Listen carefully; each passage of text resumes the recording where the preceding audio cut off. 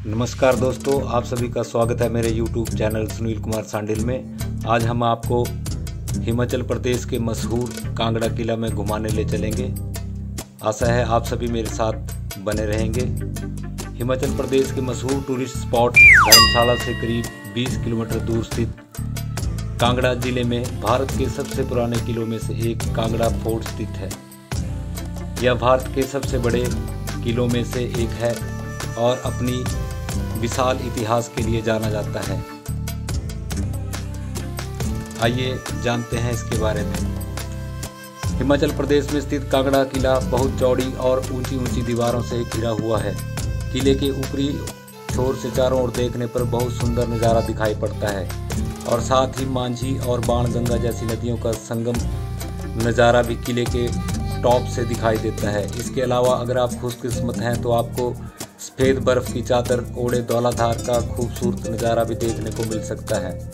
कांगड़ा किले को लेकर कई कहानियां हैं जो कि किले में हुई ज़बरदस्त लूट, विश्वासघात और अंततः किले के विनाश से जुड़ी हुई हैं। इतिहास में पन्नों में लिखे अनुसार कहा जाता है कि किले का निर्माण कटोच वंश के महाराजा सुशर्मा चंद्र ने करवाया था।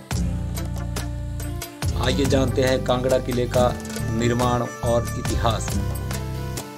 पुरातन काल में कांगड़ा नगरकोट एंड त्रिगर्त नाम से भी लोकप्रिय था।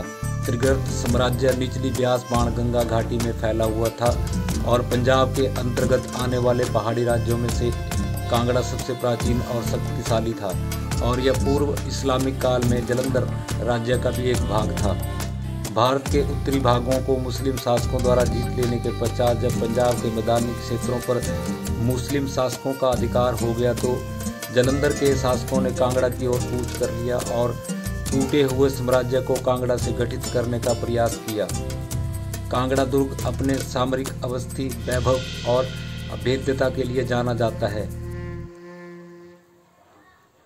यह पहाड़ी एक प्राकृतिक दुर्ग के रूप में उभर कर आती है। दुर्ग की दीवारें परिधि में लगभग 4 किलोमीटर के क्षेत्र में फैली हुई हैं और नदी की सतह से 300 फुट तक ऊंची हैं, जो कांगड़े की ओर एक छोटे भूभाग को छोड़कर तीनों दिशाओं में पहाड़ी से घिरी हुई हैं।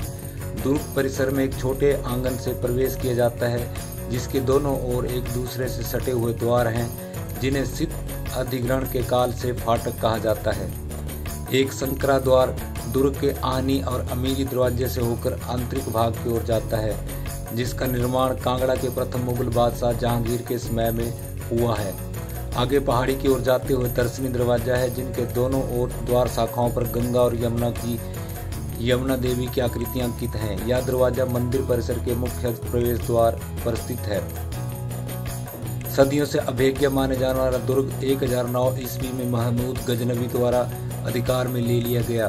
1337 में यह दिल्ली के सुल्तान मोहम्मद बिन तुगलक ने छीन लिया। उसके पश्चात एक बार अकबर ने इसको जीतने का असफल प्रयास किया और फिर उसके बेटे और उत्तराधिकारी ने इस दुर्ग पर अपना कब्जा कर यहाँ से पहाड़ी राज्यों के मुगलों के विरुद्ध दमन पर नियंत्रण करने के लिए अपना राज्यपाल नियुक्त कर लिया।